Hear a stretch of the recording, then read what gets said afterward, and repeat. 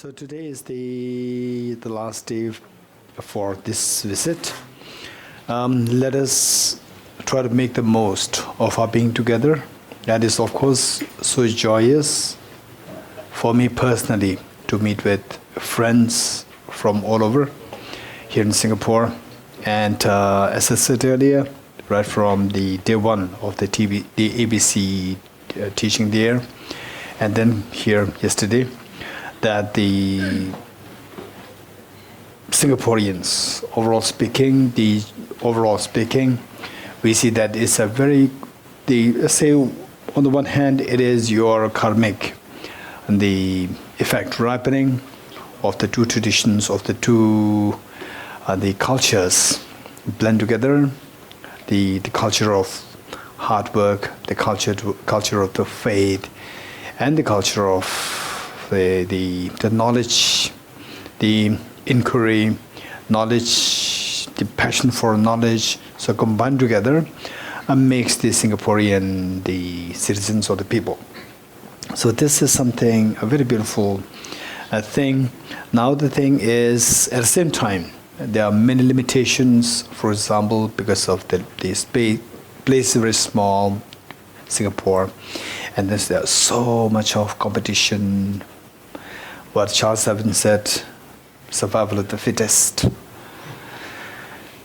So that we see that no doubt, I can actually see that if not all, but for sure many really have to work so hard, and then meanwhile think of, say, extracting a greater meaning of one's life in terms of spirituality, in terms of dharma, so how to juggle between the two things.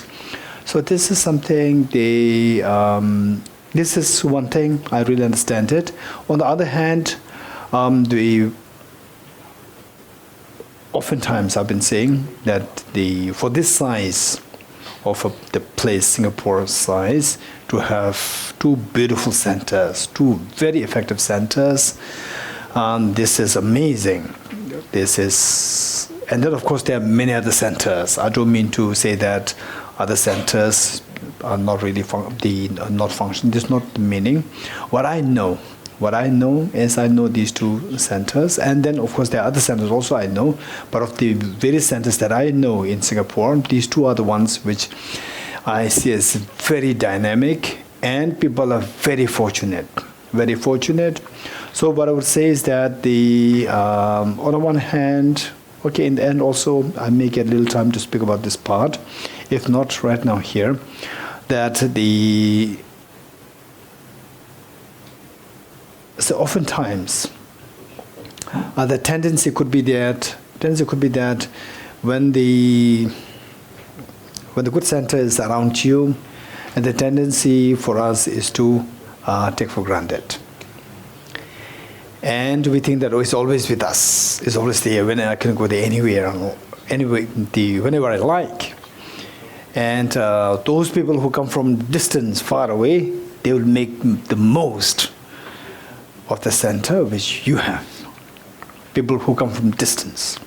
And then locally, the tendency that, we already the center there. And then this is not in sweeping generalization, but this happens to some people, not all.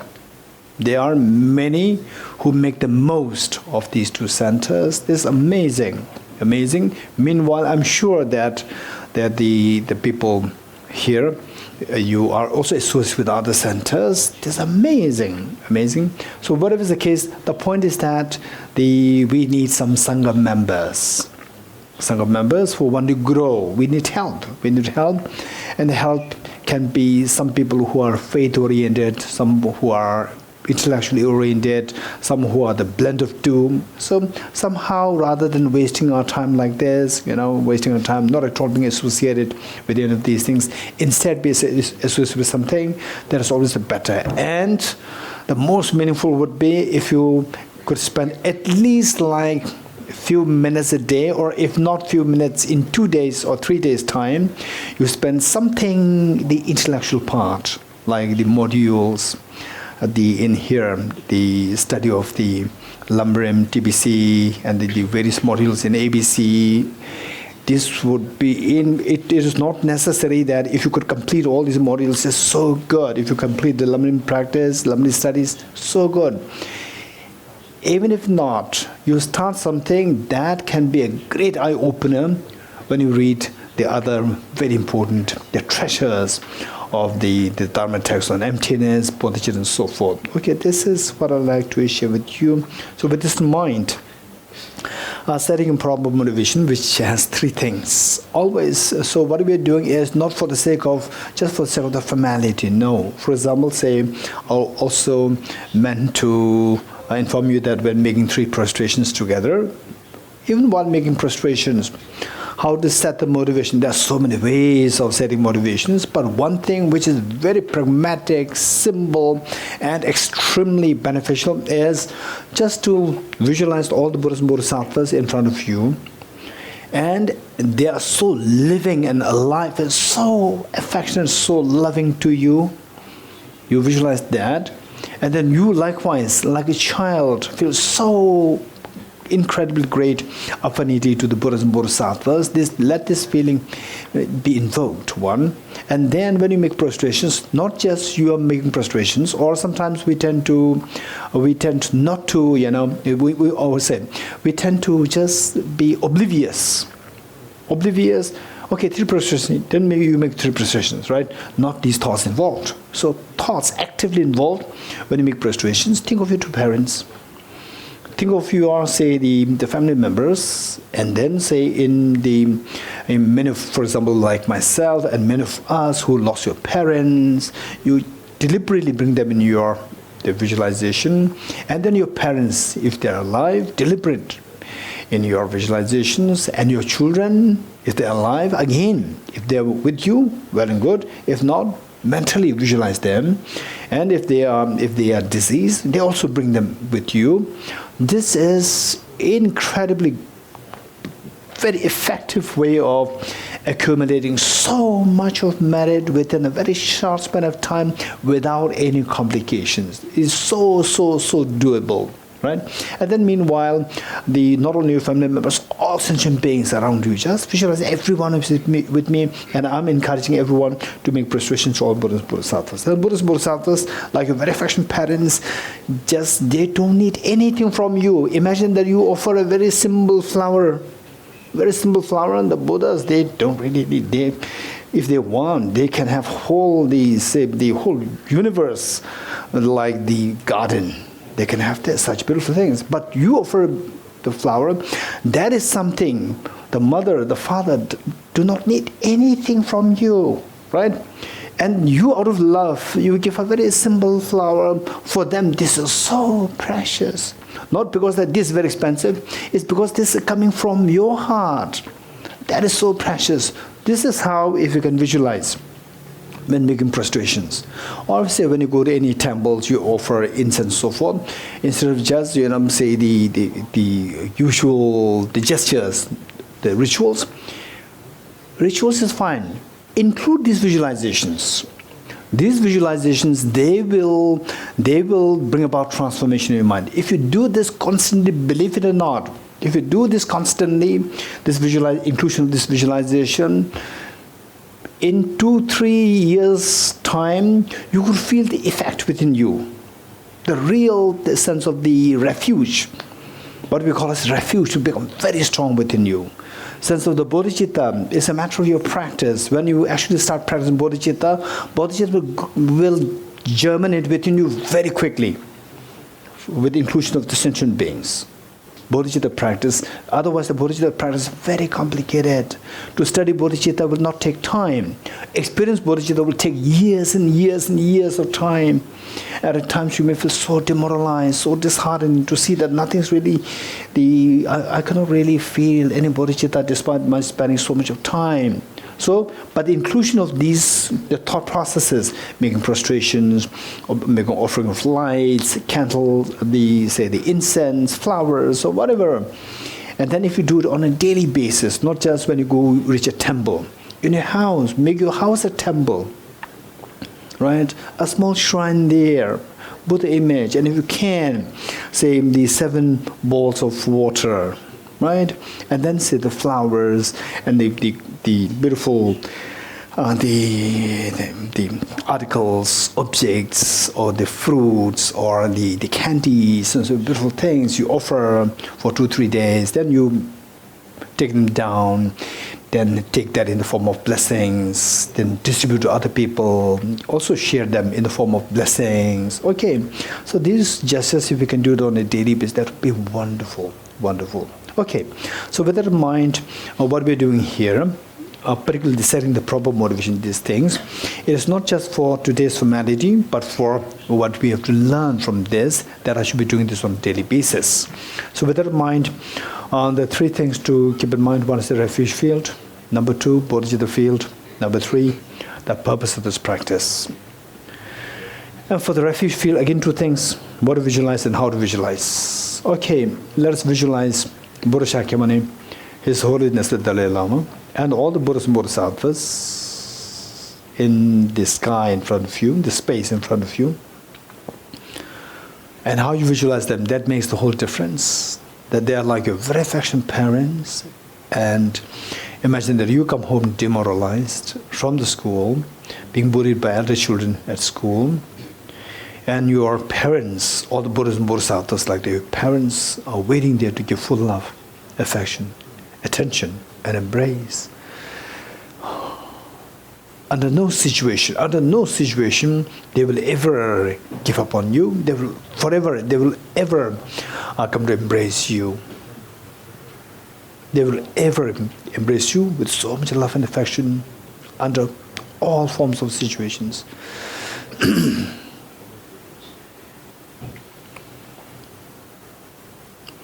Bodhicitta field. Visualize your 2 kind parents on the 2 sides, whether they are still alive or they passed away, and then all the family members, including the children, are same, whether they passed away or they are alive. Just visualize them with you. And likewise, everyone in this entire universe, the human beings, animals, the insects, the spirits, the hungry ghosts, hell beings, gods and goddesses, every sentient being. And how you visualize them. Here you are the mother and all others are like children. And people, very difficult people, it's all because of this self-grasping ignorance and self-centered attitude.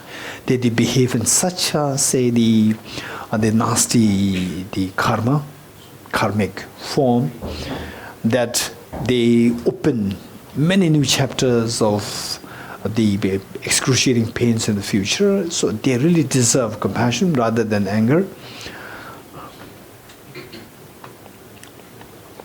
And the purpose of this practice is to awaken this incredible potential, the potential of the Buddhahood or the Buddha nature within each one of us. By no means we are inferior and the Buddha is superior. On that level, on the level of the true nature of mind, we are all equal.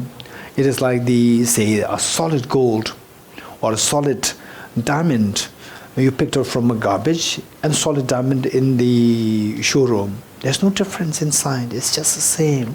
Superficially, one is tainted, smeared with the stains, and the other one is very clean from outside. Inside is so precious both. There's no difference at all.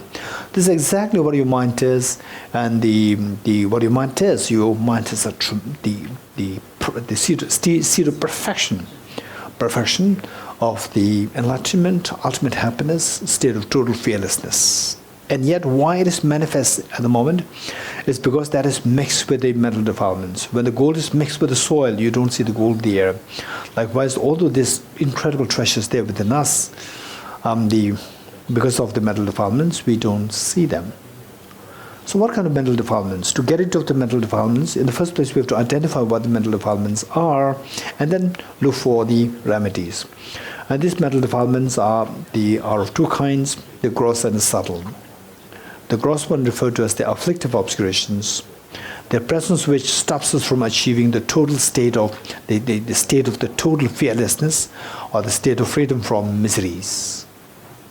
And this gross affliction, the afflictive obscurations, is of three kinds: contaminant karmas, afflictions, and active seeds. And all these three hover around self-grasping ignorance. So just as you cut the root, and however millions of poisonous leaves they're growing on the tree, they'll all dry automatically. Likewise, to cut the root of self-grasping ignorance, or however diverse, however the innumerable, the afflictive, the contaminant karmas, afflictions they will all dry on their own.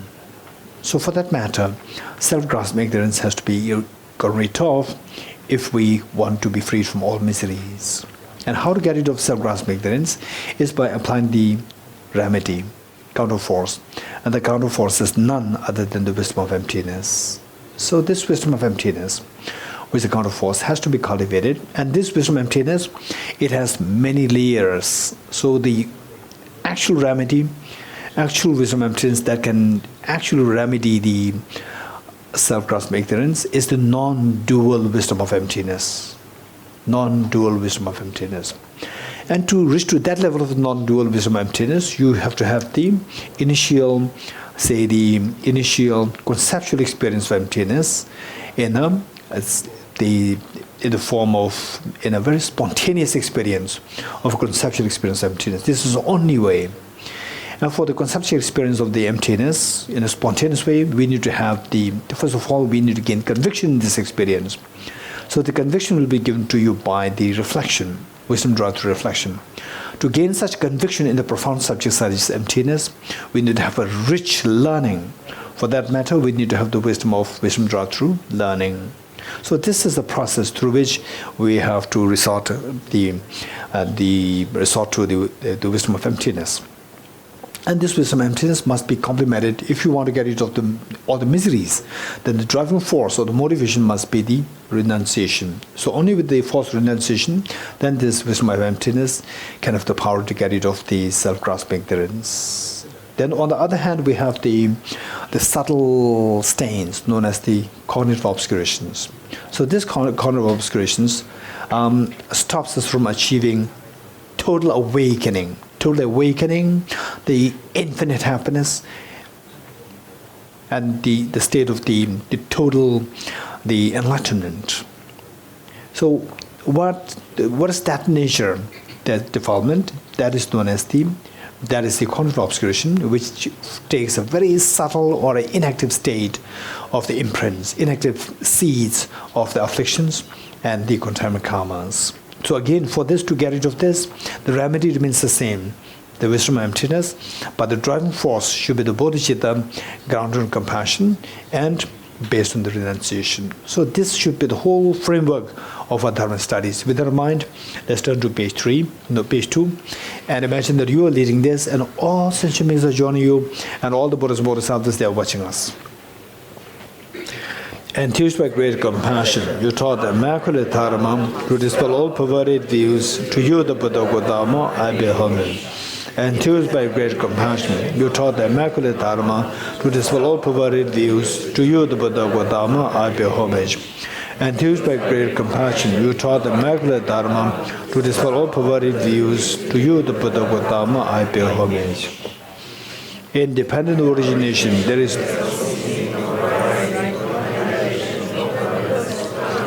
no going, no separateness, and no sameness. I prostrate to the consummate Buddha, the supreme among all teachers, the one who taught this peace, which is the freedom of elaborations. I prostrate to the mothers of the Buddhas and to the hearers and Bodhisattvas, who through the knowledge of all these here seeking pacification and complete peace, who through the knowledge of paths, courses, or separate migrators to achieve the aims of the world, who of nations are subdued set forth the varieties having all aspects. The one who has transformed into the reliable guide, motivated by altruism to benefit sentient beings. The teacher, Sugata and protector, to you are my prostrations. the one who has eliminated the web of conceptualizations and is endowed with the divine bodies of the vast and the profound, who eternally shines forth the forever noble light rays, to you, the Buddha, I make prostrations. Okay, Dharma Mantra, which is on page 7. Om ye dharma hetu prabhavam hetum tesham tathagato hyavatat desham chayo nirodha evam vati mahashramanaye swaha. Om hetu prabhavam hetum tesham tathagato hyavatat desham chayo nirodham evam vati mahashramanaye swaha. Om ye dharma hetu prabhavam hetum tesham tathagato hyavatat desham chayo nirodha evam vati mahashramanaye swaha. All phenomena arise from causes. The causes are taught by the Tathagata. The cessation of the causes as well as taught by the great seer. I go for refuge and tell me enlighten to the Buddha, the Dharma, the Sangha. By my accumulations or practice of giving and so forth, may I become a Buddha to benefit all sentient beings.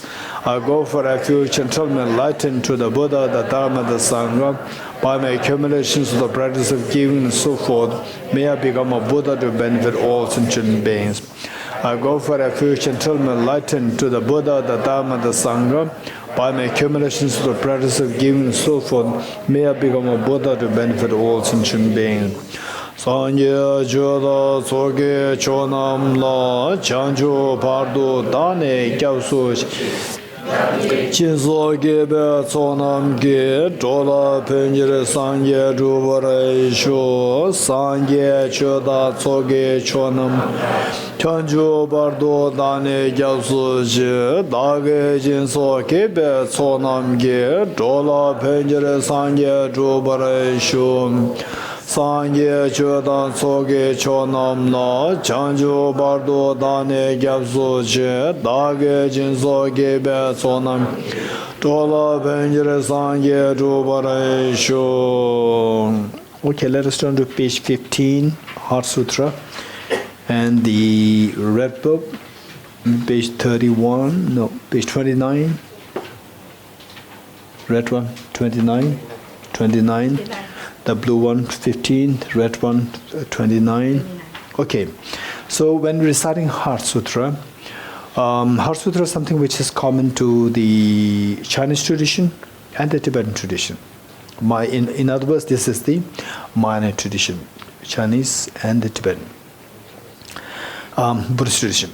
Now, as we recite this, and I came to know that in the Chinese tradition there may be two versions, the shorter version and the longer version. Okay, so when we recite the Heart Sutra, what we are not to miss is the 3 points. One is, what's the question asked by Shariputra to Avalokiteshvara? Number 2, what is the response given by Avalokiteshvara to Shariputra? Number 3, what's the benefit if we practice as indicated by the Avalokiteshvara as a response to the question asked by Shariputra? So these are 3 points that we need to keep in mind to make it very quick. The question asked by Shariputra. So he asks, so Buddha Shakyamuni was presiding over the congregation, and on one side was Avalokiteshvara, on the other side was Shariputra, and then all the monks, the nuns, the bodhisattvas, and the lay devotees, they were all there. Then the Buddha Shakyamuni because of being fully enlightened, no cognitive obscurations. Therefore, nothing can really stop him or stop her from experiencing the true truth simultaneously, directly experiencing the true truth simultaneously. So while he was absorbed into meditative experience of emptiness, so simultaneously, he inspired and blessed Shariputra to ask question to Avalokiteshvara. So, accordingly, Shariputra stood up, made prostrations to the Buddha, then turned towards Avalokiteshvara with great respect, and they asked this question. So, what is the question asked? How should the child of the lineage practice the perfection of wisdom? How should the child of the lineage practice perfection of wisdom? So, lineage here refers to, for example, say, when you speak about the lineage of the kings, the lineage of the kings, that is considered to be very important lineage. So whosoever is in this lineage, for example, the very young prince, young boy, referred to as the prince. For example, like say 100, 200 years ago, 500 years ago. So there, as a very young boy, and then will be respected so much by everyone because he's holding the lineage, because he's going to become the king. Likewise, we're not talking about the lineage of the kings here. The lineage is the lineage of the Buddhahood. Lineage of the Buddhahood. Anybody who is going to become a Buddha, anybody who has taken the first step to become Buddha, these people are known as the lineage, the child of the lineage. Okay, so it doesn't matter whether you're a girl or boy, whether you are, say, educated or uneducated, whether you are, say, the Buddhist, non-Buddhist, whether you are, say, whatever background, it doesn't matter. Anybody who wholeheartedly wants to awaken, to be awakened fully, that all the mental defilements are all gone, the mental stains are all gone. Anybody who aspires to achieve that state, that person is known as the child of the lineage of the Buddha. So, as the child of the lineage, what is his job? What should we do? What should we do is do those things which will actually take you closer towards Buddhahood. You agree with me? If you are somebody who says that I'm the child of the lineage of the Buddhahood, which means what is your job? Your job is to do something to take you closer towards Buddhahood. So what is that thing that will actually take you closer towards Buddhahood? The wisdom of perfection, the wisdom of the wisdom of emptiness. So this wisdom of emptiness will take you closer.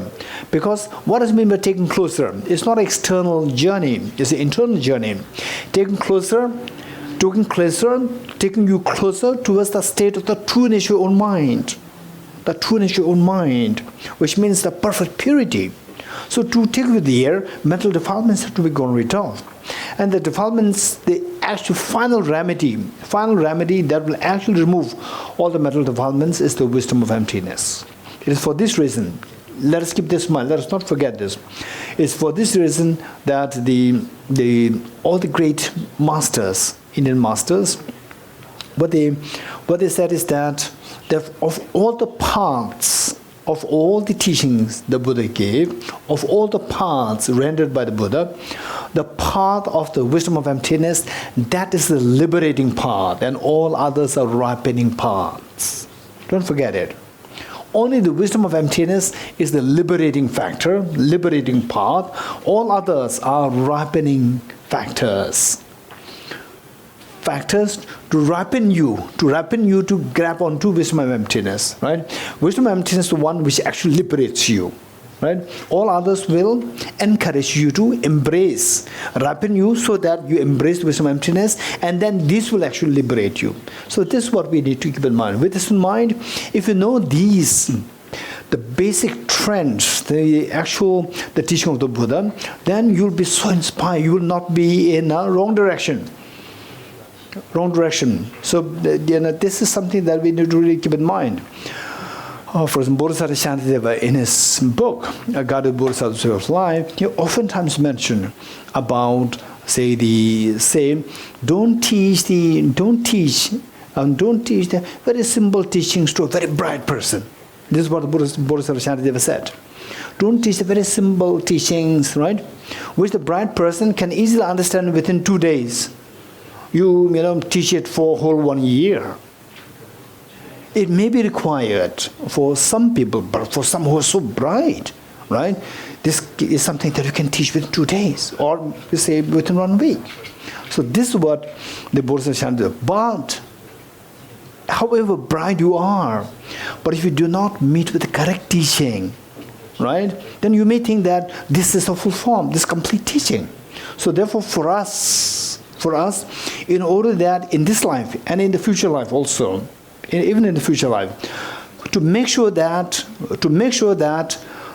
whatever situation that whatever kind of birth, whatever kind of the family member, the family, whatever kind of the community that I may be born, but I must have the ability to look for the complete path, right?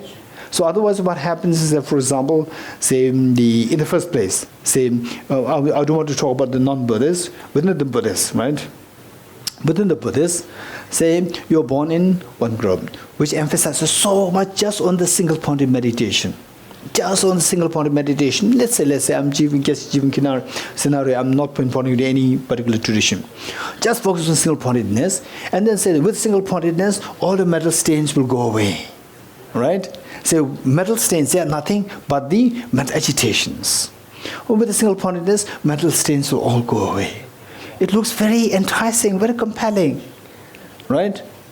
Of course, whether the mind, they say, just still your mind, just with the breath or whatever, maybe with the Buddha image or whatever, then your mind will be stilled. When the mind is stilled, all the agitation, turbulence will slow down, right? So that is enlightenment. It looks so enticing. But you study more, you look at the complete teaching of the Buddha, then you see that it's amazing. It's not that simple, right?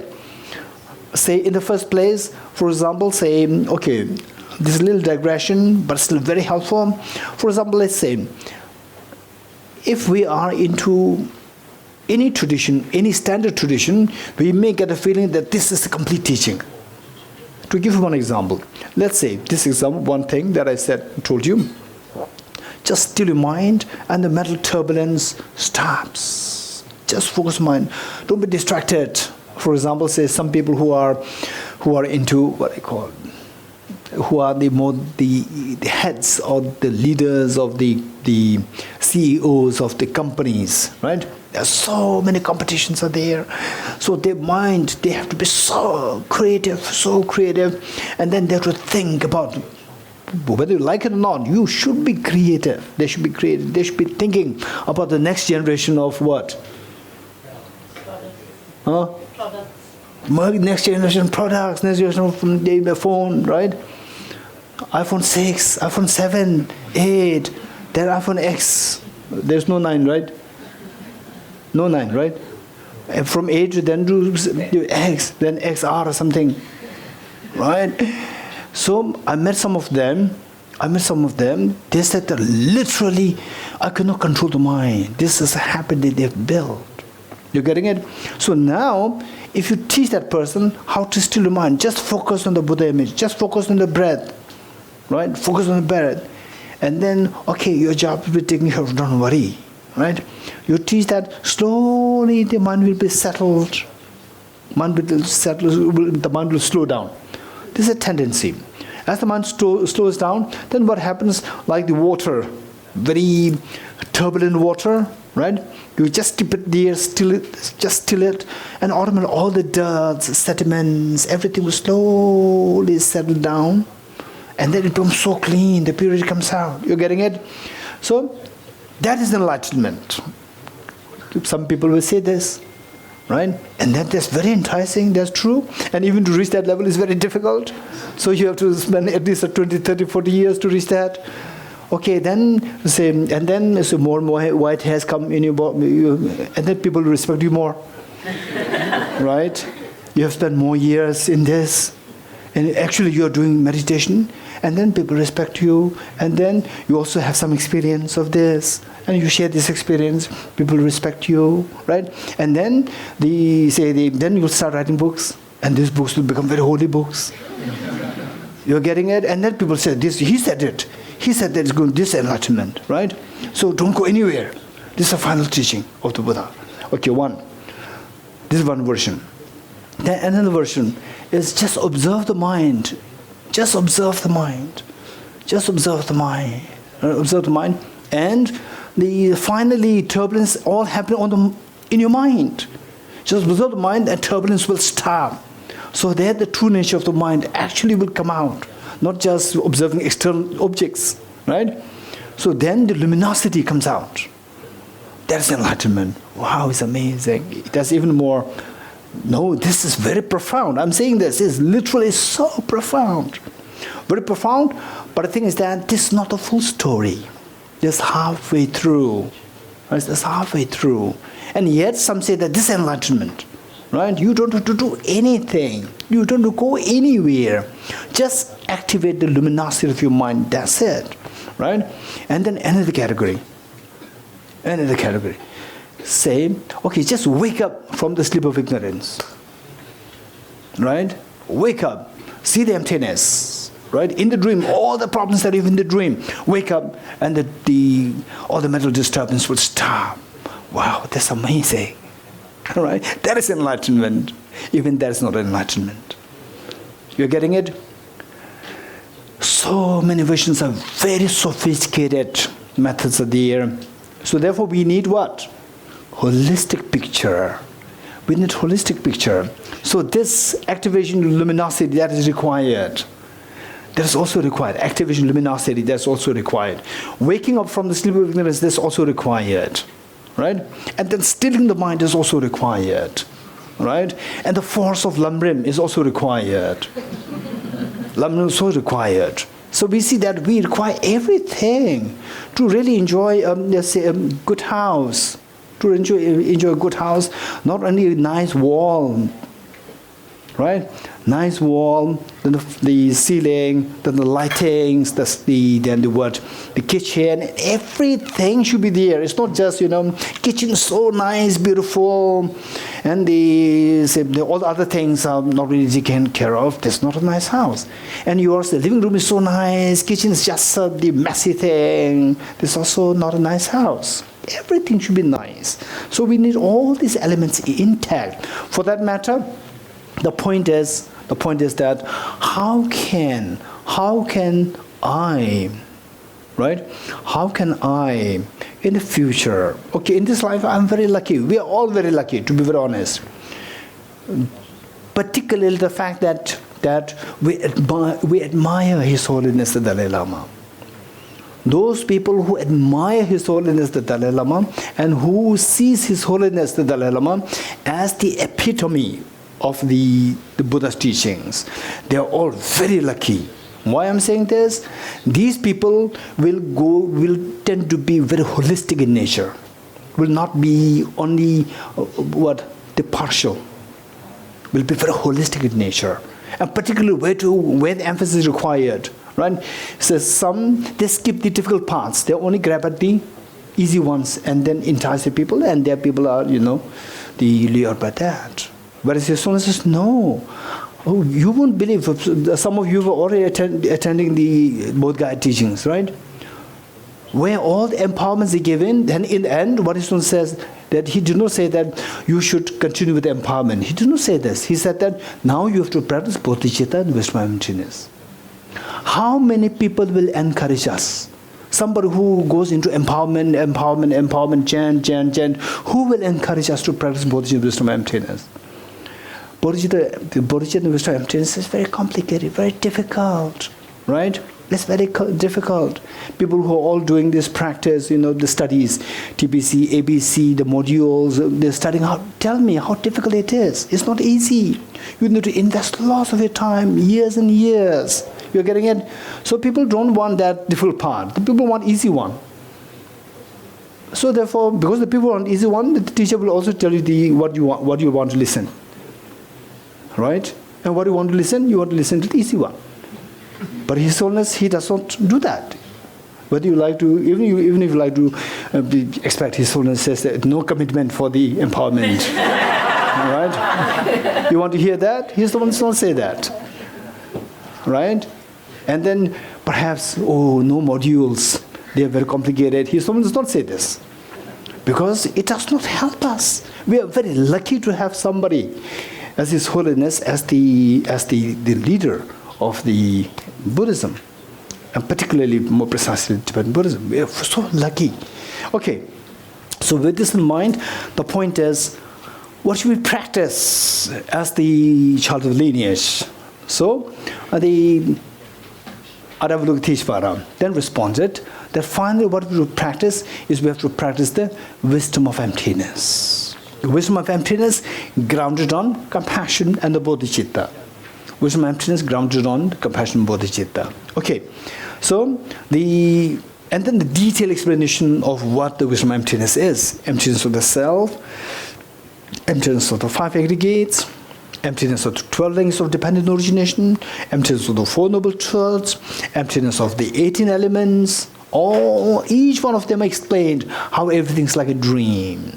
Okay, nothing really from the object, everything's just coming from your subject like a dream. After explaining all these things, then the point number 3. Point number 3, what's the benefit if you practice as indicated by Aravalokiteshvara, the two Shariputra, as a response to his questions. So the response given, was the benefit given is that the page number 16, the next page,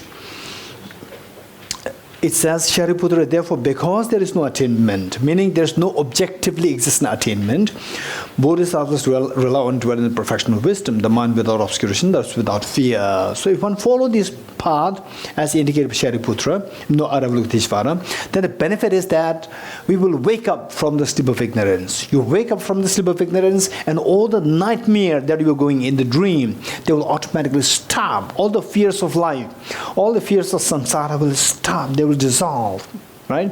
All the fears will dissolve. Okay, this is a benefit.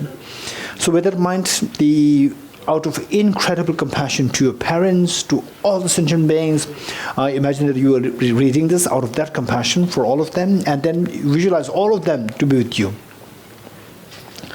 I prostrate to the irretrievable gem. Thus did I hear one time the Bhagavan is dwelling on Mass of Vulture's mountain in Rajgriha, together with a great community of monks and a great community of bodhisattvas. At that time, the Bhagavan is absorbed in the concentration on the categories of phenomena called profound illumination.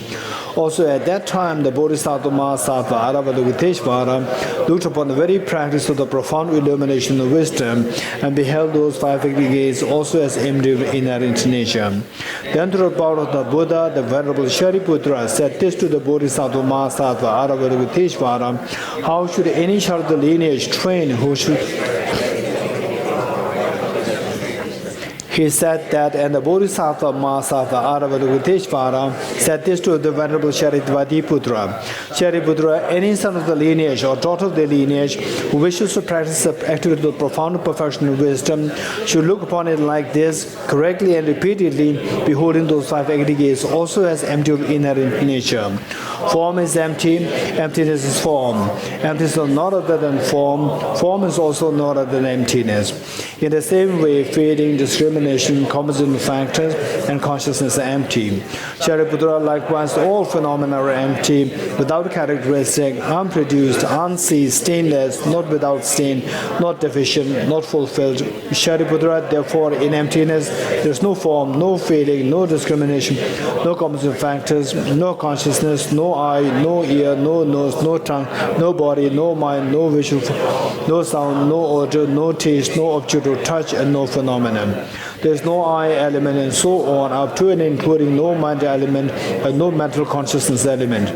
There is no ignorance, no extinction of ignorance, and so on, up to and including no aging and death, and no extinction of aging and death. Similarly, there is no suffering, origination, cessation, and path. There is no exalted wisdom, and also no attainment. Shariputra, therefore, because there is no attainment, bodhisattvas rely on and dwell in the perfection of wisdom, the mind without obscuration, thus without fear.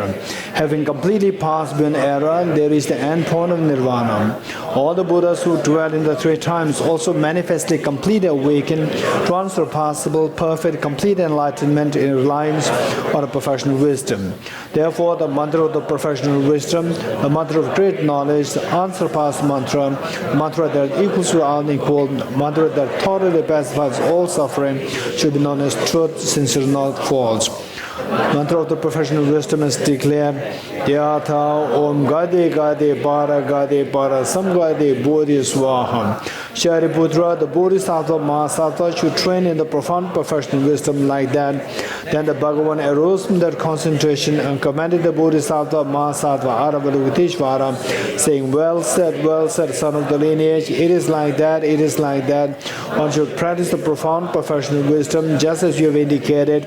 Even the Tathagatas rejoice that Bhagavan, having thus spoken, the Venerable Sharitvatiputra, the Bodhisattva Mahasattva Aravalokiteshvara, those surrounding the entirety, along with the world of gods, humans, asuras, and Gandharvas, were overjoyed and highly praised as spoken by the Bhagavan. Okay, we'll recite this mantra 7 times. The invoking the Buddha Shakyamunis and all the Buddhas and Bodhisattvas, their compassion and wisdom, and you with your 2 parents and all sentient beings joining you in this recitation, in order to remind ourselves of the journey, mental journey to be undertaken.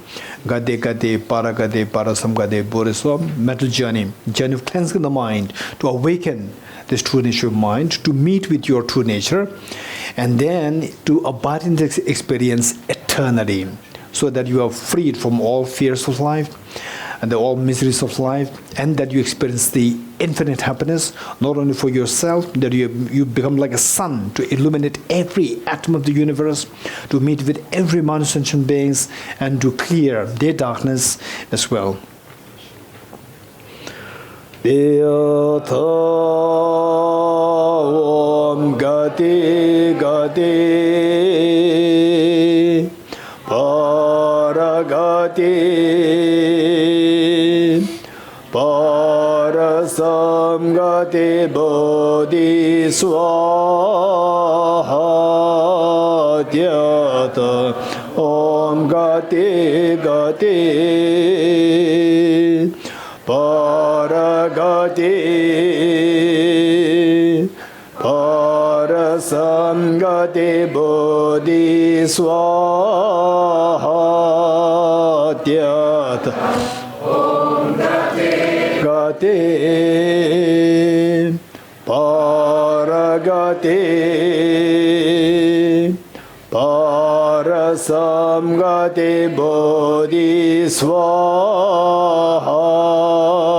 Yatha Om Gade Gade Para Gade Para Samgade Bodhi Swaha.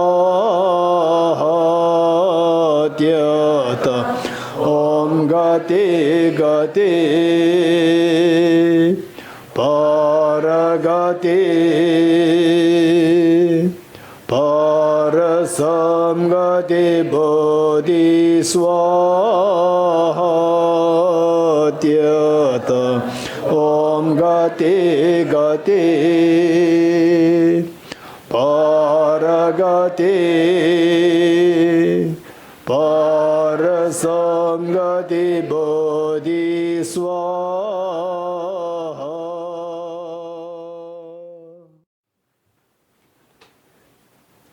So today it is, say, the classifications of the karma.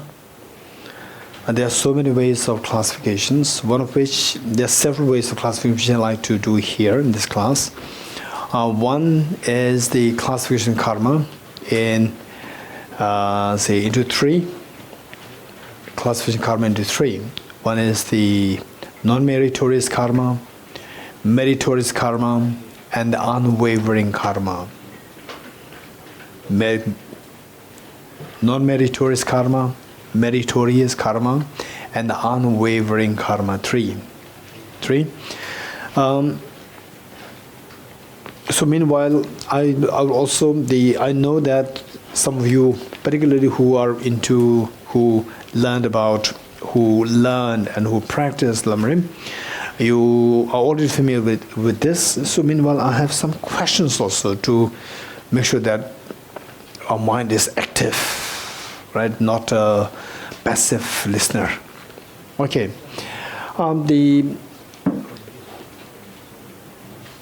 So first, identify the three karmas. What are they? Non-meritorious karma, meritorious karma, unwavering karmas. Okay, so for that matter, we need to learn the three realms where the samsaric beings take birth, the three realms. And the three realms are desire realm, form realm, and formless realm. Desire realm is a realm, so the very definition of desire realm, or the meaning of, not really definition, meaning, desire realm is the realm where the beings are predominantly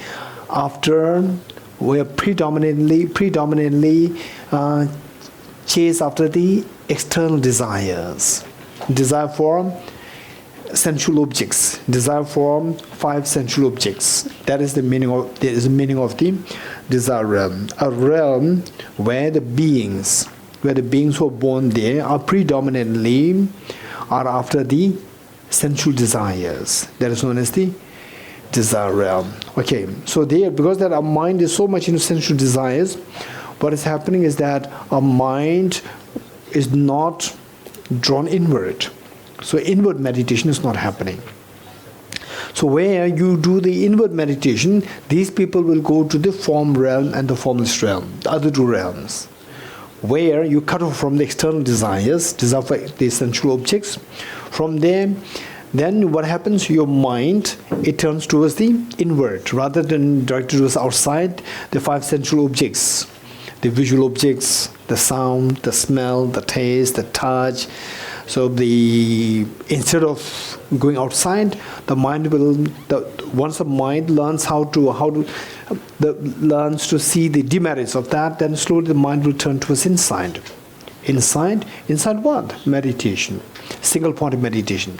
So meditation. When I speak about meditation, I'm not going to go into detail. There's the analytical meditation and the stability meditation too. Analytical meditation and stability. Analytical, it is like actually building the house. And then to build a tall house, we need the scaffolding, right? We need the scaffolding. So, the scaffolding is not a house. Don't think the scaffolding is a house, right? Scaffolding is what? It's a support. It's a support to build the house, to let the house stand steady, and that it does not fall, right? In the process of building, it stands still. Okay, once house becomes stable, then you remove the scaffolding, and the house is the tall and also the steady. So, the analytical meditation and single point meditation. Analytical meditation is the one which actually builds your mind. One which actually makes your mind to grow. Makes your mind to go gate, para samgate. Actually, what makes our mind to grow is the analytical meditation. Meanwhile, this analytical meditation, as it grows higher, we need the scaffolding. For that, we need the single-pointed meditation. We need both. Analytical meditation and the single-pointed meditation, both. Okay. So now the point is that when somebody is drawn away from the external sensual objects, drawn towards meditation, inside, then the person is, that I'm speaking not with any demarcating line or the qualification or the measure as to when you are out of the desire realm. I'm not going to say this is a huge topic in itself. this topic about what constitutes the desire realm, and then what mindsets will pull you to his desire realm, and how to move to the next form realm, what kind of trainings are required, and then from the formless realm, what kind of trainings are required. All this is a huge topic in itself, so which is in great detail studied or taught in Abhisamaya Alankara. Abhisamaya Alankara, which is the Ornament of Clear Realization in English. Ornament of Clear Realization, written by Maitreya. Maitreya, Ornament of Clear Realization. Okay, so this, we never know, right? Sometimes in the near future, in TBC, right? If people are so enthusiastic to go to form and formless realm, then we can study that. Yeah. Okay. So so this is one thing. Now the desire realm, then the form realm, and then the formless realm. So just I could see that from how the amount of the interest that you're showing, say it may be helpful if I explain a little bit. Okay, from the desire realm, where our mind is just constantly going after just say morning. This morning we got up, right? We got up, okay, let's say, what? So let's say tomorrow. Tomorrow is Monday, right? Monday. So Monday morning we get up, just check tomorrow morning. Tomorrow morning, just check. We get up, and then before you go to bed, right? Before you go to bed, spend 5 minutes to sit on the bed or sit in the chair and reflect. This, how many hours? Like 16 hours? Like 16 hours. My mind was directed outside or inside more. Just check tomorrow. Right? You will see that from 16 hours, minimum 15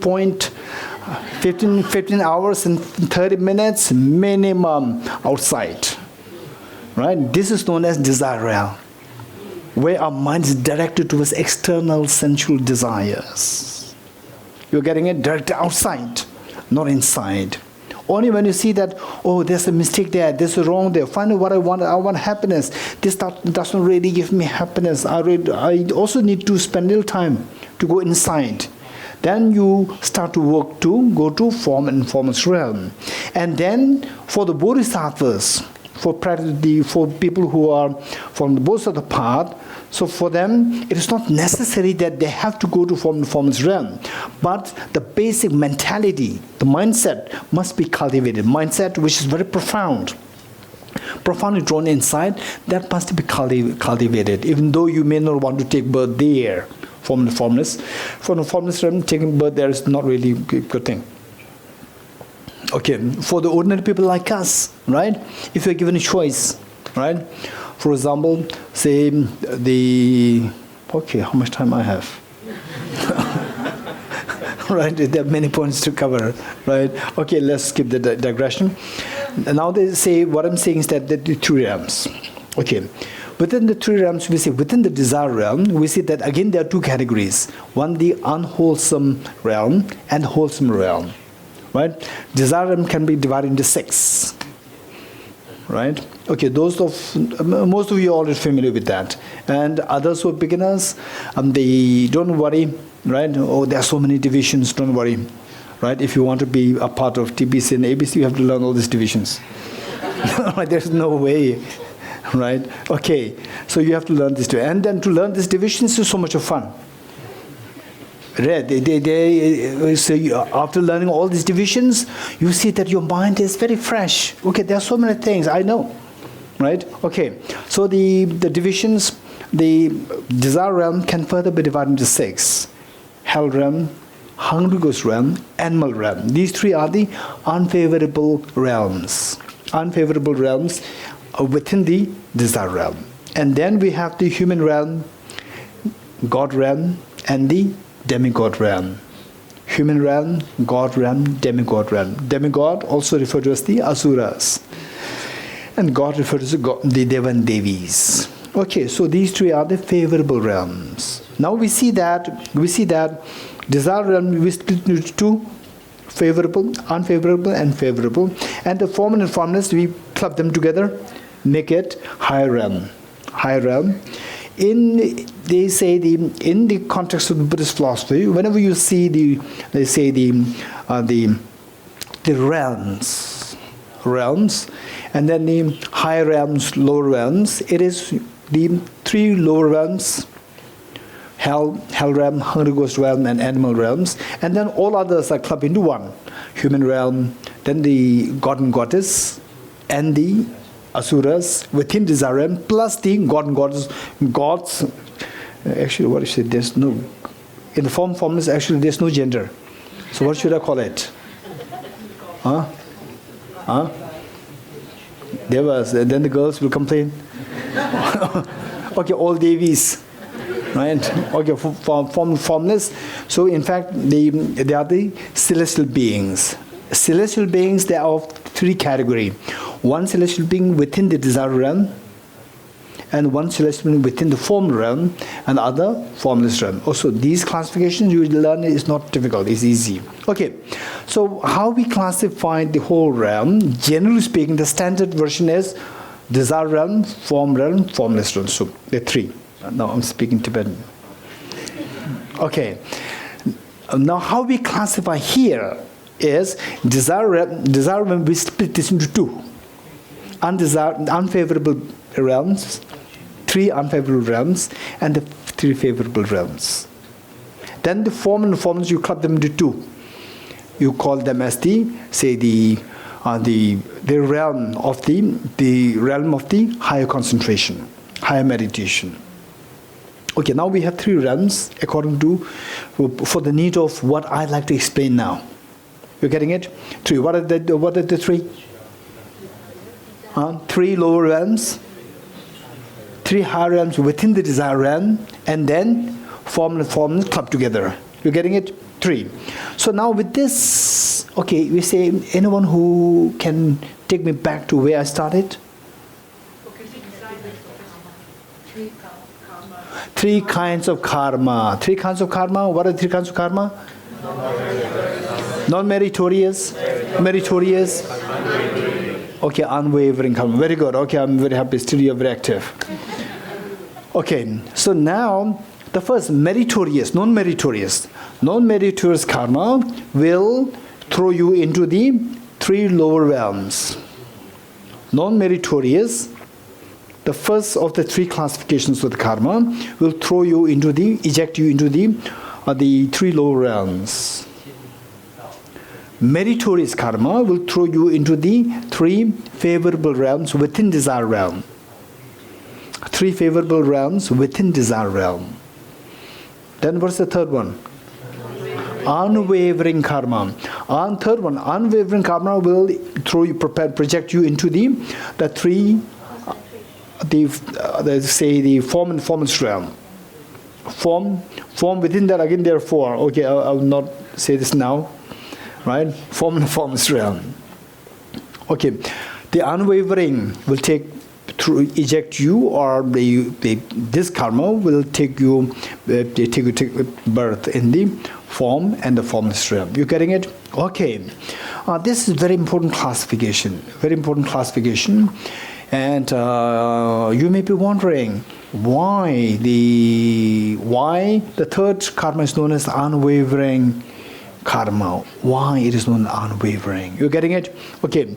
Let's say that they say unwavering.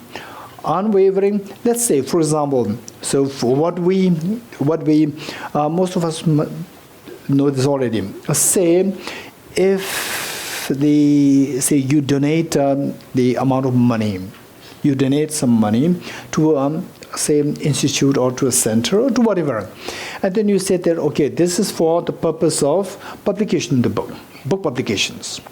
If you say this, then if the center or any institution, right, instead of using it for publication, if you use it for something else, is the problem? Not a problem. What's the problem? The donor will be very unhappy, right? Donor will be very unhappy. So it should not, this whatever you have intended, so the money donated should not be wavered. Should not be wavered to some other purposes.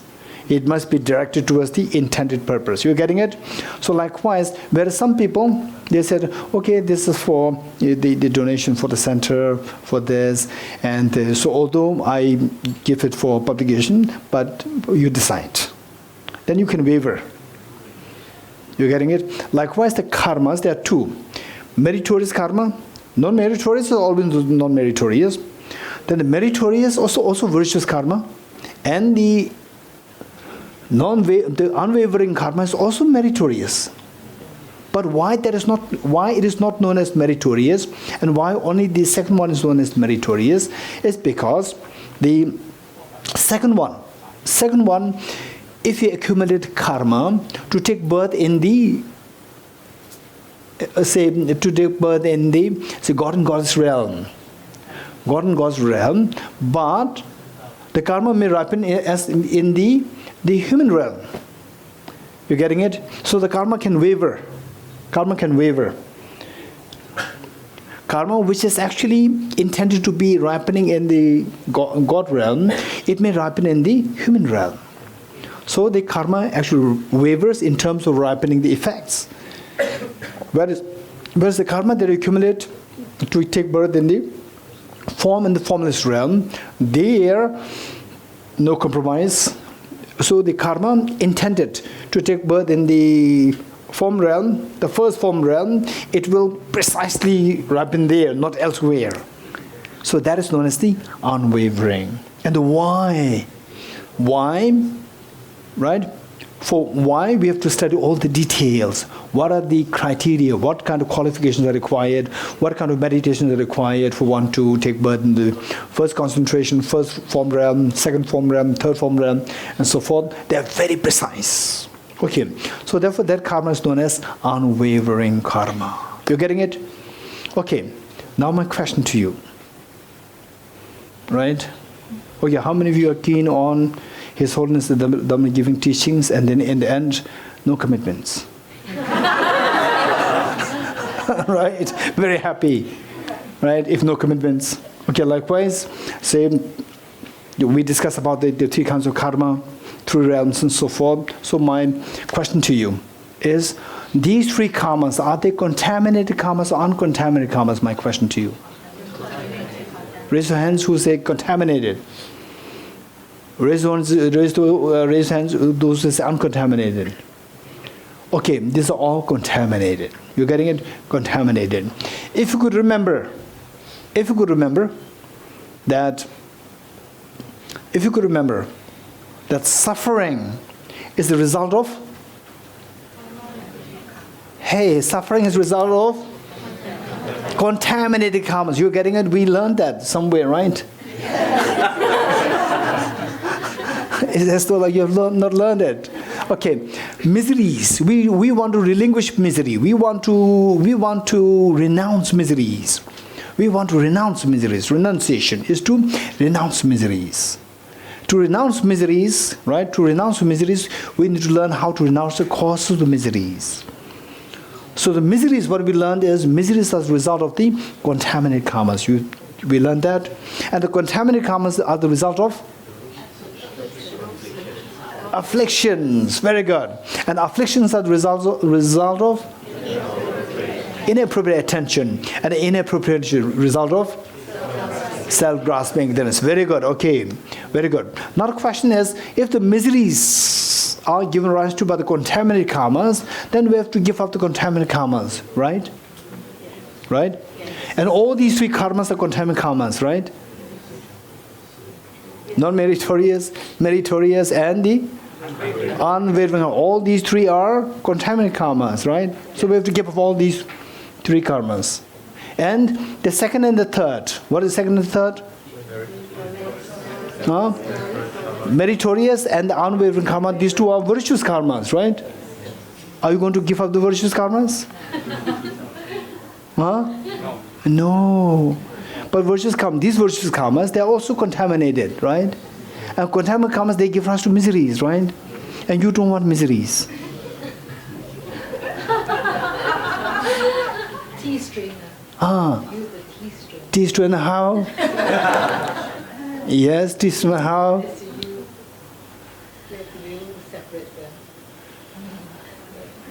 Non-meritorious.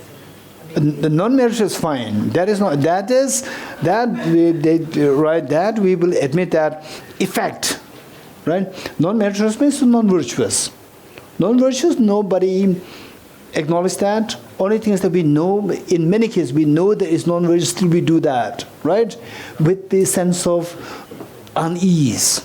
But virtuous.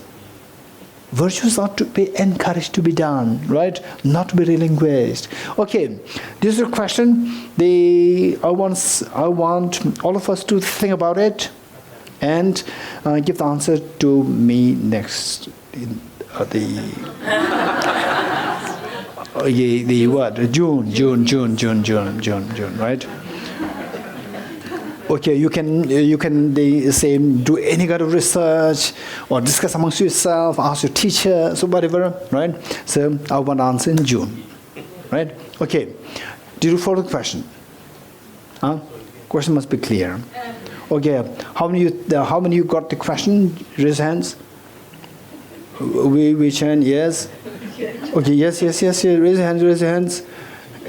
Yes, Lian Chu. Okay, here. Okay, raise your hands and then there. Okay, so most of us got the answer, got the question. You're getting it? So those of who think that the question is not too clear, look at those people and grab them and get a question from them. Okay. Now my point is that these are the three kinds of karmas, right? And then Acharya Aryadeva, the direct student of Arya Nagarjuna, in his text 400 verses, if possible, we must study 400 verses. We must study 400 verses. That text by the title 400 verses. Text by the title 400 verses. We must study that. And the translation, the translation of the root text is available. Translation, the commentary by Gyaltsab Rinpoche is also available in English.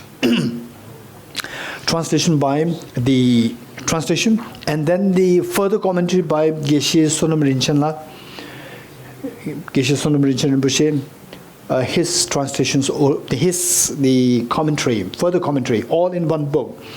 Translated by Ruth Sonam, a great, wonderful translator, very precise translator, Ruth Sonam. That book is available, right? Okay, 400 verses and his commentary. Okay, we must study that. So there, the Acharya Aryadeva, what he said is that Sonam member Tamboto, Pardo Dani Tobarche, Tamartashu Kundoba, Tejepene Kebaim. At the outset, eradicate or eliminate the non-meritorious deeds. In the middle, eradicate the self-grasping. At the end, eradicate all. This way of expounding the Dharma is the wise approach. Let me say this again. At the outset, eliminate the non-meritorious deeds. At the outset, eliminate the non-meritorious deeds. In the middle, eliminate the self-grasping ignorance. At the end, eliminate all. This is the approach of the wise. Right? The answer, Geshe. Oh? You give the answer to the question. I give the answer. Okay. So maybe who knows? But I'm very innocent. I do not see the answer there. Maybe there's an answer. Yes, of course. This is a very comprehensive stanza. Very comprehensive. And in fact, all what we study is lamrim. Lamrim, if everything is there, very systematically taught here. Essence of whole, the essence, the synopsis. The synopsis of the lamrim is there. Whole teaching is there. So maybe Bhavaniji saw the answer there. Yeah. This is a very comprehensive teaching. Yeah, this stanza is very beautiful teaching. So it said, at the outset, eliminate the non-meritorious deeds, right? He did not say at the outset, eliminate all the contaminated deeds. Deeds means actions, right? Acharya Arideva did not say that at the outset, eradicate all the contaminated deeds. He did not say this. What he said is, at the outset, eliminate the non-meritorious deeds. So from there, right, you may get the answer, right? Okay. Then in the middle, eliminate the self-grasping ignorance. You getting it? Okay. Then at the end, eliminate all. Okay. So how we should be doing? This is exactly what we discussed yesterday. That finally, just imagine that you want to really appreciate the clarity of the water. Clarity of the water. Say the water itself is very clear. And then, but because of there was the waves, very ferocious waves are there, right? First we have to remove the waves. Unless you remove the ferocious waves, it's impossible to see the clarity of the water. You agree with me or not? One. Now the waves are over.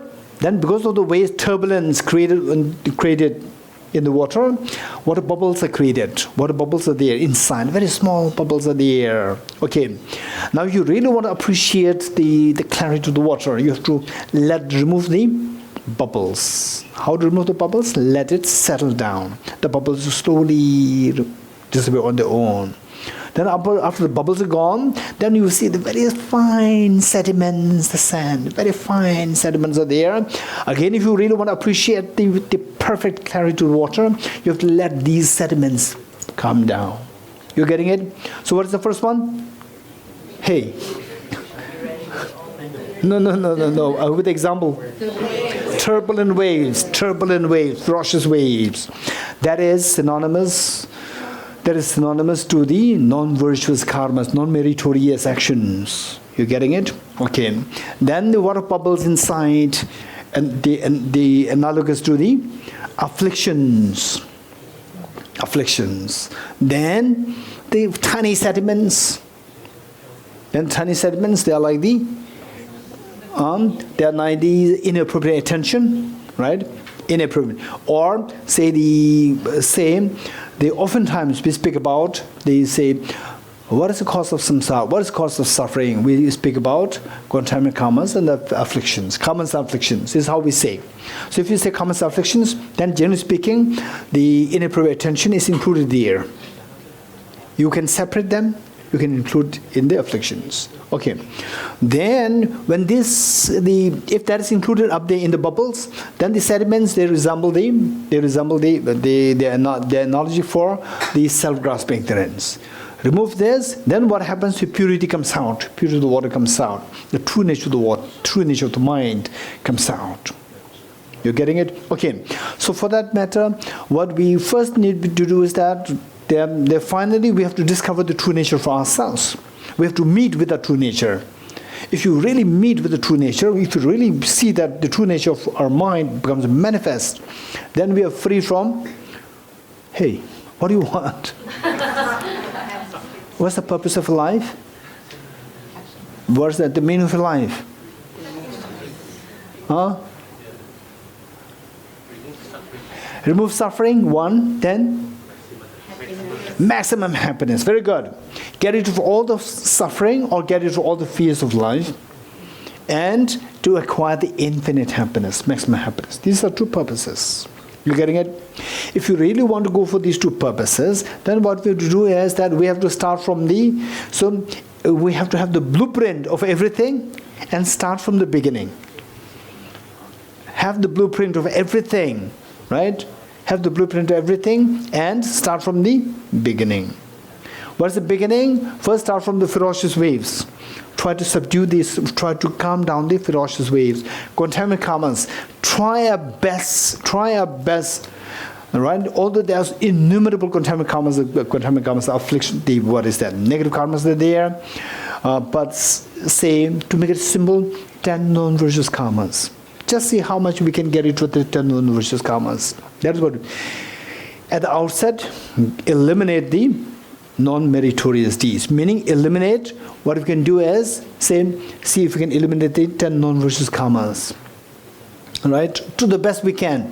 If we engage in, say, non-virtuous karmas like 80%, see if we can reduce to like 70, 60, 50, 40. This we have to, it doesn't matter, right? Some people may be already very good, only like 20% of negative karmas, right? And some people may be like 80%. So those we think that I'm so 80%, I'm really hopeless. No. As long as you want happiness, you don't want suffering, this is the only way, right? Even if somebody is already very actively into this non-virtuous karmas like 80%, 90%, right? Engaging all these heinous acts and so forth, still that person also doesn't want suffering. You agree with me or not? Right? If the person really sees, if the person experientially sees that it is these negative karmas that brings suffering, the person will stop the suffering. In fact, I'm so fascinated. For example, I see what? Alcohol, right? There was a young boy, I was a young gentleman, so heavily into alcohol. And then their parents and the family members, they were so frustrated with that, always drunk. So fed up. So what they do was that, without the awareness, without the knowledge of the son, the families, they put some the medicines, chemical, in the food. Then what happens? He ate the food, right? He already drank, he ate the food, and the alcohol, and this, if the no alcohol, it has no effect. This chemical does not have any effect. With the alcohol and the chemical mix, and then it bursts into pain. Right? The boy started to have pain. Every time he started having the alcohol, he started having the pain.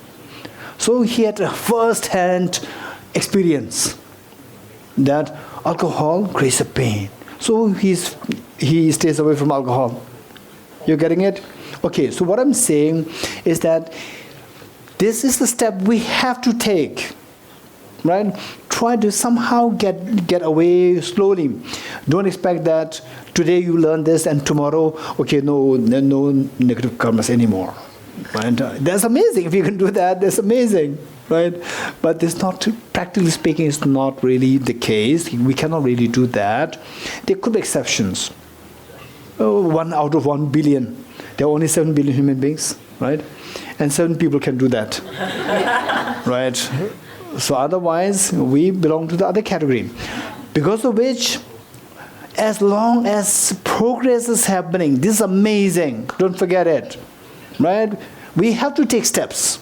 If we don't take steps, then it's just not really waste. Right? Taking steps, this will really let you feel the effect. If you don't take steps, if you wait for the natural process, even the learning about these things, they have an effect, benefit. That benefit is that it will slowly, very slowly take you to, so they slowly, like, okay, paint one, like building a house. In Singapore, you have no experience. In some places, to build a house, right? They put the first brick, lay the first layer of the brick, second layer of the brick, third layer of the brick, and then for the next 2 months, nothing happens. Against the children, they play, the bricks they fall. Yeah, you wouldn't believe that happens. You wouldn't believe that, because you have never seen such things, right? But these things happen. So, if you wait till the natural cause takes it, that'll happen.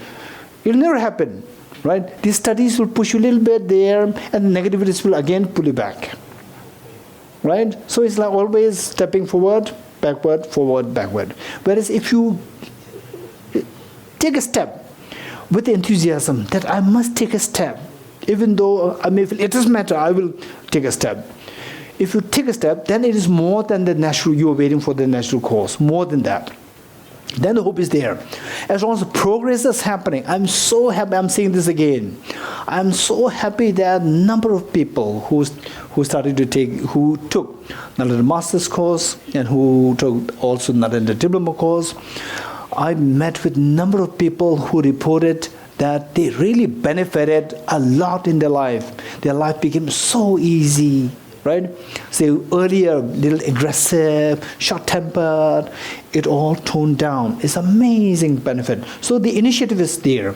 With the initiative, that is very important. So with that in mind, what I'm saying is, first we have to take the step. At the outset, eradicate the non-meritorious actions, meaning the 10 non-virtuous karmas. Just see how we can get rid of these 10 non-virtuous karmas, right? Then what is middle? In the middle, eradicate the self-grasping ignorance. So then, with this contempt karmas, then the next, that is according to Lamrim, that is with the pertaining to the teaching of Lamrim teaching of the small scope person. The first one, at the outset, eliminate the non-meritorious actions. That is pertaining to the small scope person's teaching. Small scope person's teaching of the small scope person. Then in the middle, eradicate the self-grasping ignorance. So, along with the self-grasping ignorance, then all other things beyond non-meritorious. What are they? Afflictions, inappropriate attention, self-grasping, all these three are included there. So eradicating the afflictions, inappropriate attention, self-grasping ignorance, these three, they fall under the teaching of the middle scope person. Teaching of the middle scope person. You're getting it of the Lamrim. Then what is the third? Eradicate all. At the end, eradicate all, eliminate all, right? So there, now the self-grasping ignorance is gone. Self-grasping ignorance is gone, which means all the afflictive obscurations are gone, right? Afflictive obscurations are gone. You eradicate self-grasping ignorance, afflictive obscurations are gone. What is left now? Cognitive obscurations are left. So the cognitive obscurations, now whatever is remaining, which is cognitive obscurations, eradicate all. All meaning whatever is left, you eradicate that. That is eradicating all, right? Eradicating all, meaning whatever is left, you eradicate that also. That is so what is that? Eradicate the cognitive obscuration. Eradicating cognitive obscuration is the teaching for the great scope person. You're getting it? Teaching for the small scope person, middle scope person, and the great scope person. All are so beautifully explained there in this single stanza. This is Lamrim. You're getting it? Okay. So with this, the message that we take home is that, okay, so there are three things. One, to eradicate the disturbing waves of the negative karmas. Then the next is to eradicate the self-grasping ignorance and the inappropriate attention and the afflictions. Then finally to eradicate the cognitive obscuration. Okay, anyone, what do you understand by cognitive obscuration? Anyone? Levels of predisposition of ignorance and dualistic appearance. Say it again. Levels of predisposition of ignorance and dualistic appearance. Okay, levels of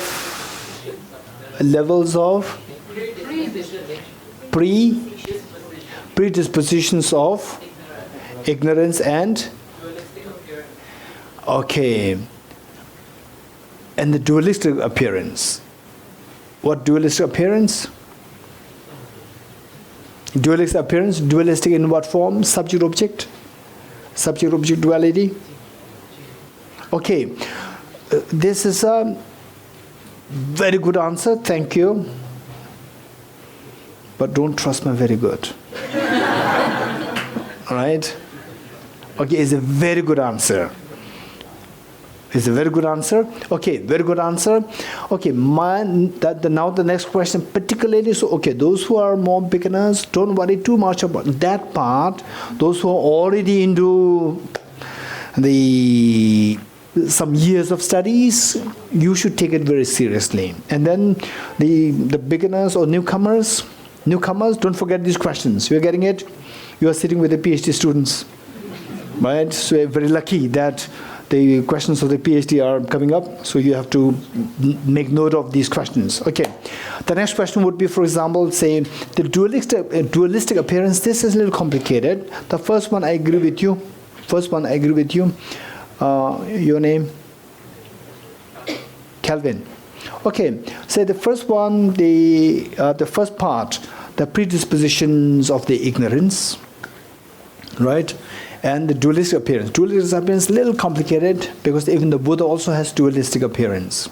Don't forget it, right? Dualistic appearance doesn't mean that it's negative. Subject-object duality is there for the Buddha also, right?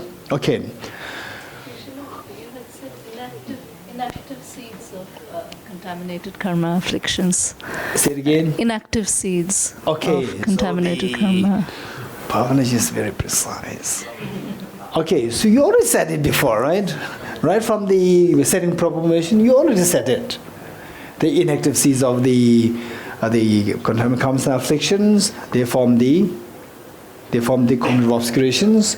Presence of this stops us from achieving Buddhahood. You already said it, right? This is what Bhavanaji is saying. Okay, so this is correct.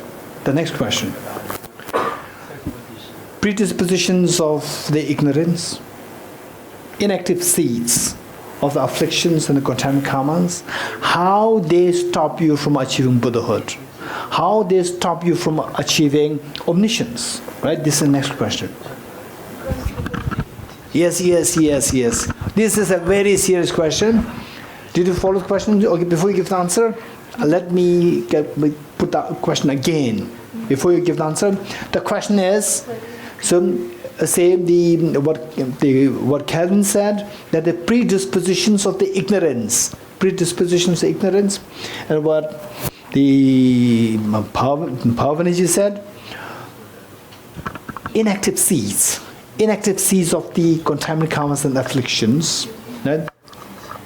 Okay, predispositions of, you can say subtle predispositions, that would be better.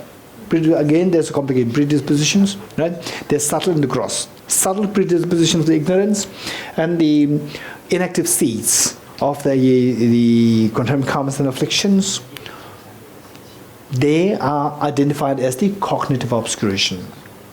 Cognitive obscuration means the presence of that stops you from achieving Buddhahood.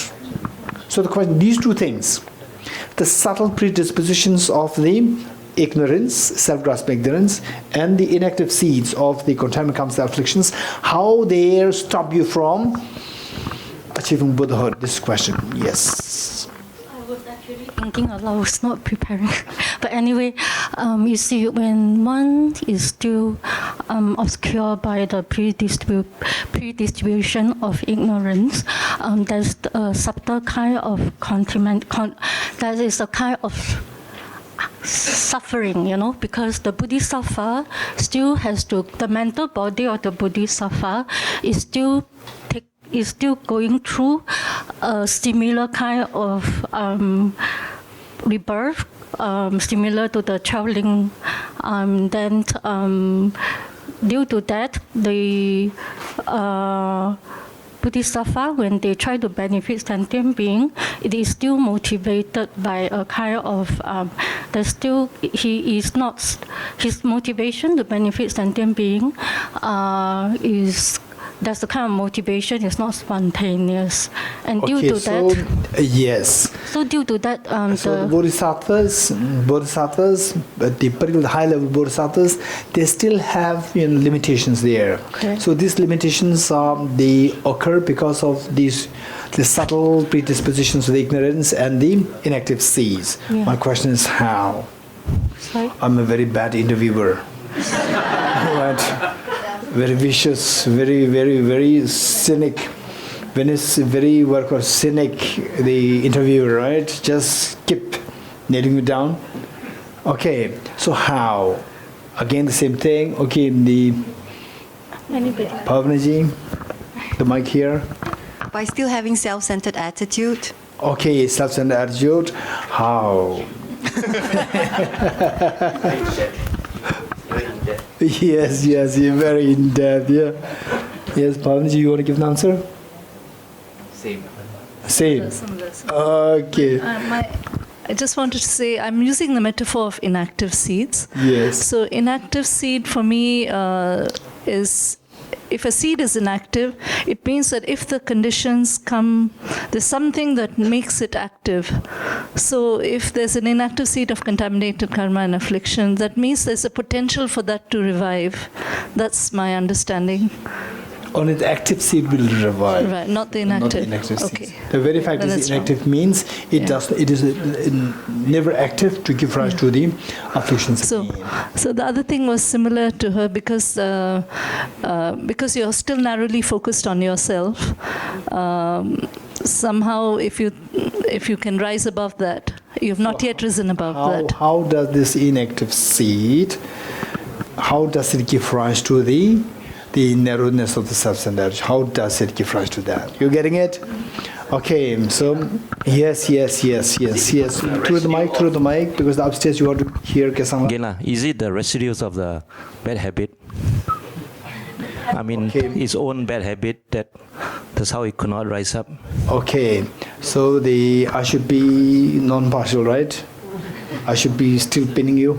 In depth again. Okay, so the point is, how does these imprints make you to have the old habits?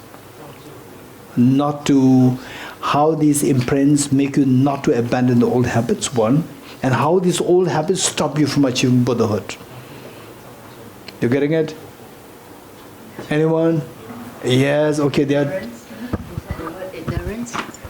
I would say ignorance is the one that, the core that, it stops you from being enlightened. Which ignorance? Self-grasping ignorance? Yeah. Self-grasping ignorance is already eradicated since long time ago, right? Before Buddhahood, you have to eradicate this self-grasping ignorance. Try. Yes. So last stage is to overcome all views. Yes. Eradicate all. Yeah. All views. All views Wisdom that of emptiness, all view of emptiness. no, also. all views that in any way links one to the samsaric realm. No, already samsaric already gotten rid of. For example, Bodhisattva level 8, 9, 10. Bodhisattva, when they reach the level 9 and 10, they've already thrown away samsara since long time ago. Right? So they are now at the stage of the 10th level already? Let's say 10 level. Oh, okay. But nothing more to do. So they still have the cognitive obscuration, right? They still have the cognitive obscuration. They're not Buddhas yet. 10 Bhumi is not Buddha. So they But it's because there is a retention of that desire to do something still. So why these imprints, inactive or these inactive seeds, or these predispositions, subtle predispositions of the ignorance, make you have this desire? How?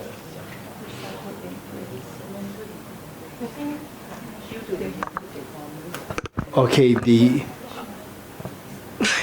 I'm just in the middle of fasting. Okay, you send it up. There's Chen. But can I just have a thought? Is it something about the mind cannot apprehend the object that appears to you properly?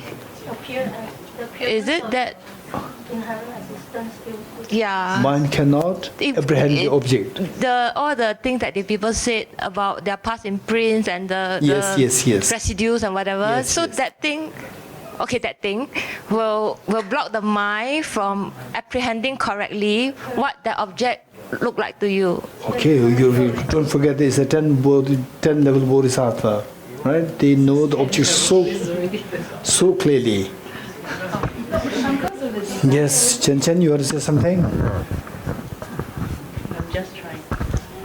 I think it's because of the mental defilements that were Mental defilements. defilements, yes. That is the so-called the all. So the remaining of the things that we need to abandon. So abandon all mental defilements.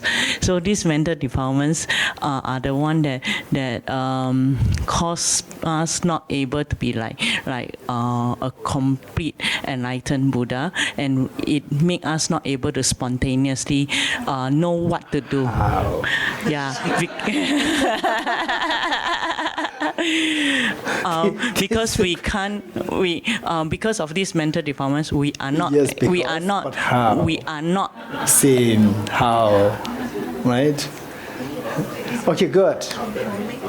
Maybe the last, yes. I try, okay. I think it's as long as you have obstruction to omniscience, even the 10 Bodhisattva, right? There will be appearance of inherent existence to the sense consciousness of the Bodhisattva. Appearance of object still appear back to him as inherent existence. So with that obscuration, that is not possible for the Bodhisattva to directly realize the conventional truth and ultimate truth at the same time. Therefore, if one is not able to realize conventional truth and ultimate truth at the same time, one cannot benefit sentient beings perfectly because due to this obscuration. Okay, so the answer given. Your name? Mui Cheng. Wei Cheng. Mui Cheng, okay. The answer which Mui Cheng gave is that if you have the subtle predisposition of the ignorance or the inactive seeds, then this will make you have the appearance of objective existence, and this objective appearance will stop you from having a direct access to the two truths simultaneously. So that way, when you are having direct access to the ultimate truth, you don't have direct access to the conventional truth, in which case you cannot benefit the sentient beings whenever you like. So therefore, this stops you from becoming the beneficial to sentient beings at all times. So that is how it stops you. Still the question. But isn't it a desire to want to benefit sentient beings? The mic. Sorry, isn't it because there is still the desire of compassion to want to benefit sentient beings? Okay, so Buddha even does with uncontrived. Buddha does not have the compassion. No. Don't make things worse. At least others saying the Buddha has compassion. It's true. Okay. Tea break.